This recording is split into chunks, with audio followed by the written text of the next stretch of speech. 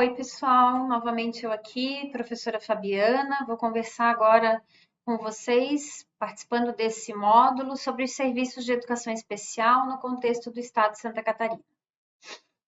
Para a gente começar falando dos serviços de educação especial, é importante a gente voltar e contextualizar um pouco a política do nosso Estado, né? A política do Estado de Santa Catarina de educação especial. Então, a partir dos movimentos internacionais e também das políticas públicas nacionais, a Fundação, no ano de 2006, teve que se adequar ou teve que se colocar diante das prerrogativas do Programa de Educação Inclusiva do MEC, né? Que preconizava a inclusão total, que preconiza a inclusão total. E daí, no ano de 2006, por intermédio da Fundação e da sede da Secretaria de Educação, e com base nesses preceitos legais, né, foi instituída então uma comissão para a escrita do documento que define então a política de educação especial do Estado de Santa Catarina. Essa implantação da política se deu através da Resolução 112, né, que posteriormente foi revogada pela, né, que foi revisada pela Resolução 100. Então, atualmente, o que define os serviços de educação especial no Estado, tanto na rede regular de ensino quanto nas instituições especializadas, é a Resolução 100. Então, todas as nossas orientações se pautam ainda nessa resolução. É claro que, diante de todos esses anos de implantação da política, a gente percebe a necessidade de uma atualização. E é isso que, esse ano, também a Fundação Catarinense se propõe a estar discutindo novamente essa atualização.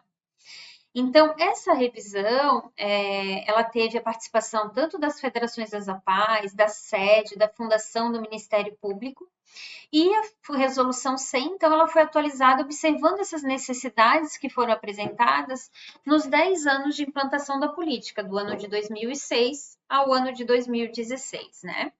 E aqui, então, o que é o mais importante, né? O que a gente define?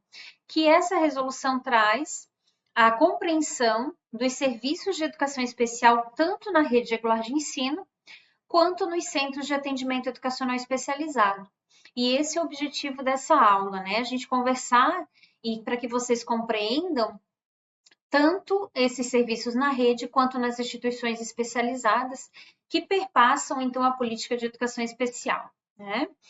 O que é claro que a gente gostaria de estar marcando também. Primeiro, o estado de Santa Catarina é um estado que atua dentro da perspectiva inclusiva. Então, as instituições especializadas, no caso, os centros de atendimento educacional especializados, são configurados como instituições especializadas que não substituem o ensino regular. E que, por isso, então, possuem uma função social ampliada, na medida em que podem realizar tanto as ações vinculadas à área da saúde, da assistência social e da educação. Então, historicamente, e em outros estados, inclusive, existe muito o trabalho de escolas especiais, ainda em classes especiais. O estado de Santa Catarina se diferencia, né?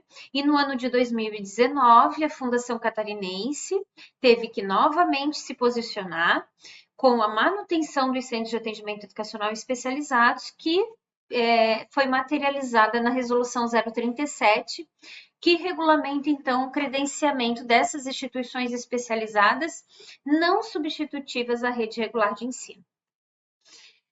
Além da definição das políticas, cabe à Fundação também estabelecer as diretrizes desse atendimento e os programas educacionais. Então, fica essa tarefa para os cursistas, né?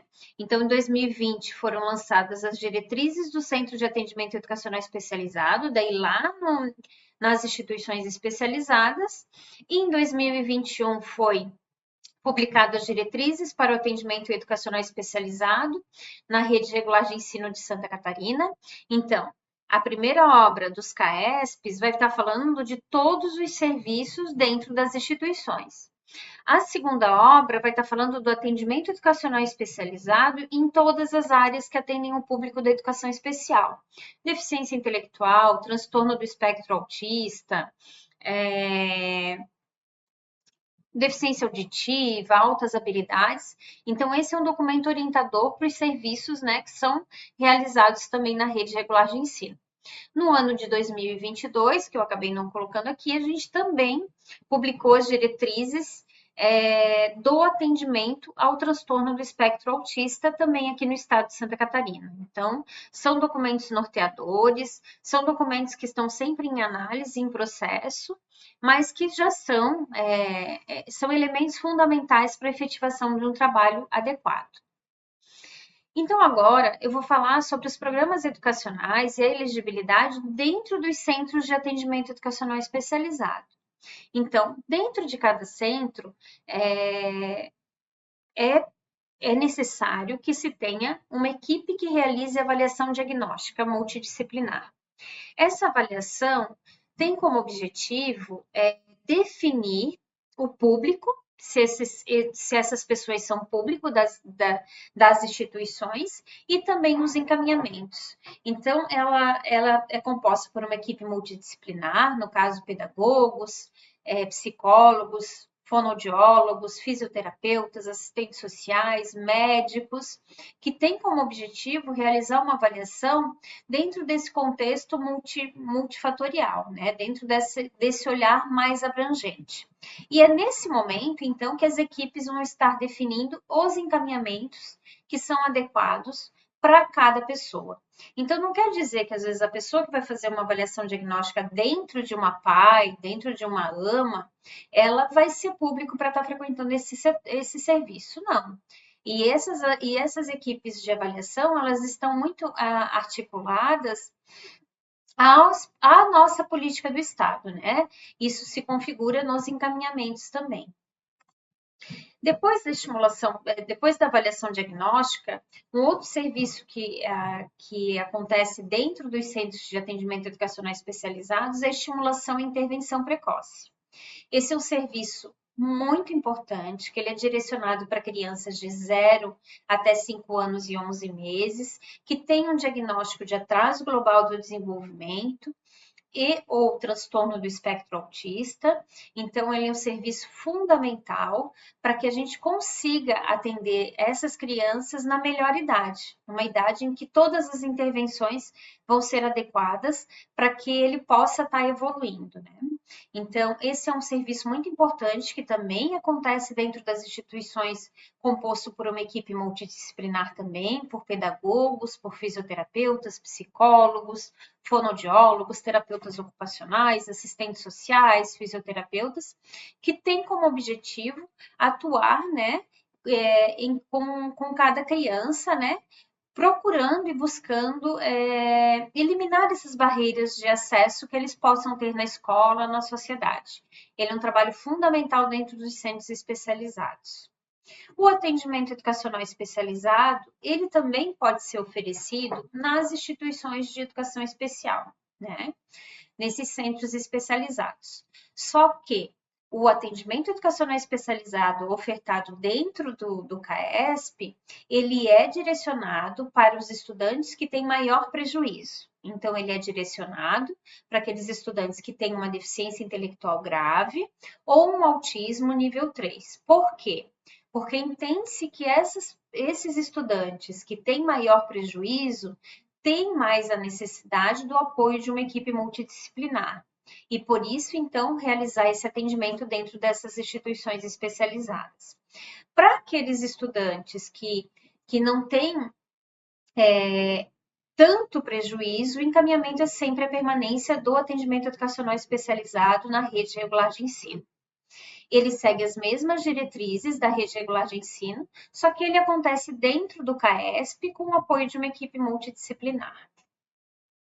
O serviço pedagógico específico é um outro serviço que é oferecido dentro dos centros de atendimento educacional especializado, que aí ele é direcionado para educandos de 6 até 17 anos que não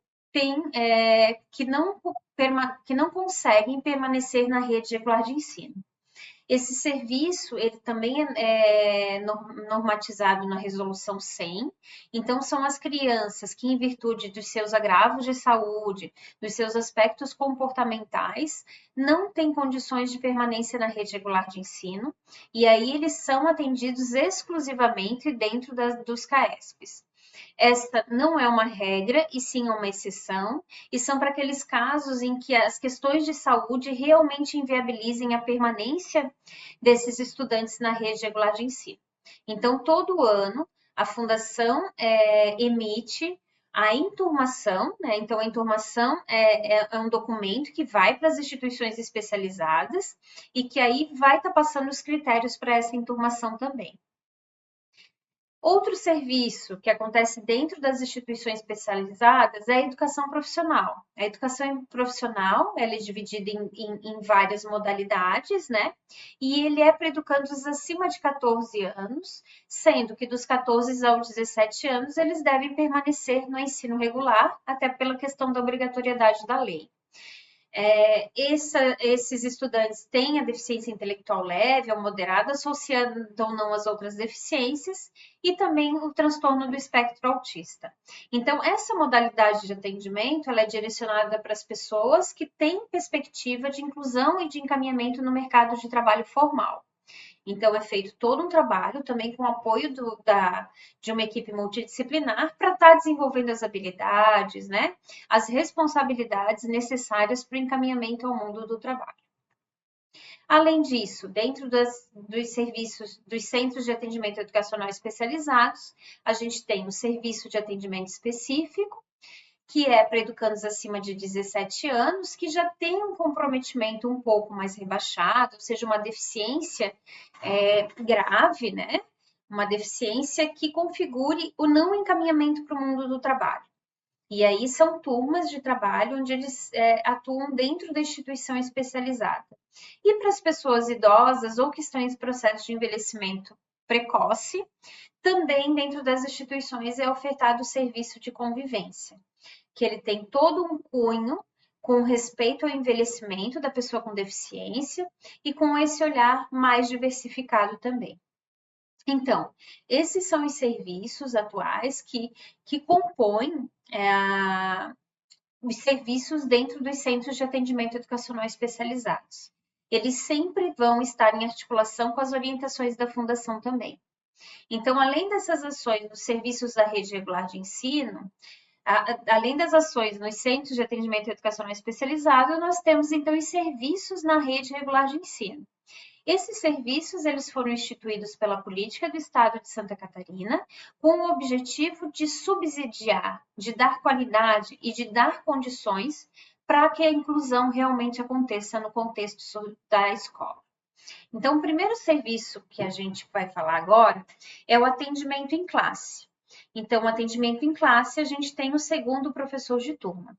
O segundo professor de turma, ele é disponibilizado para os estudantes que têm diagnóstico de deficiência intelectual ou transtorno do espectro autista ou deficiência física que necessitem de apoio em atividades de vida diária. Só que o diagnóstico não é o definidor desse apoio. Além do diagnóstico, é feita uma análise de funcionalidade. Então, isso é muito importante a gente estar esclarecendo. Não é porque um estudante, uma pessoa tem autismo, que ele automaticamente vai ter direito ao segundo professor. Não é porque eu tenho uma pessoa que tem deficiência intelectual, que automaticamente ele vai ter o apoio do segundo professor. Porque a nossa orientação é mais para a perspectiva da funcionalidade.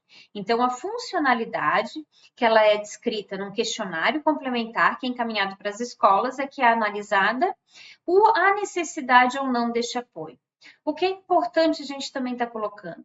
Que este apoio do segundo professor, ele não é eterno, né? Então, ele é um apoio que pode ser que alguns estudantes necessitem em algum momento e que talvez posteriormente eles não necessitem mais, porque o maior objetivo que a gente tem realmente é o objetivo da autonomia e da independência e da aprendizagem desses estudantes. Um outro atendimento em classe é o professor bilíngue e o professor intérprete direcionado para as pessoas com surdez. O professor bilíngue, ele é direcionado para aqueles estudantes que ainda não se apropriaram totalmente da Libras, e ele é um mediador nesse contexto da sala de aula, para aprender, né, também a língua e os conceitos apresentados. O intérprete, ele já é um profissional que ele atua dentro da classe das turmas, só que ele tem como objetivo fazer a interpretação. Então, portanto, ele é direcionado para aqueles estudantes que já aprenderam a Libras, né? Então, esses são outros atendimentos em classe. Outro serviço, então, que é instituído na rede regular de ensino é o atendimento educacional especializado, que tem como objetivo eliminar as barreiras de acesso de todos os estudantes no contexto escolar, buscando metodologias e práticas e estratégias que deem condições dos estudantes permanecerem com qualidade na escola. E, por fim, esses serviços dentro do contexto escolar, na rede regular de ensino e também dentro dos centros de atendimento especializados, eles só vão realmente se efetivar na presença de um ensino colaborativo. Ou seja, não existe a responsabilidade do estudante somente com relação ao segundo professor. O segundo professor não é o único responsável por esse estudante.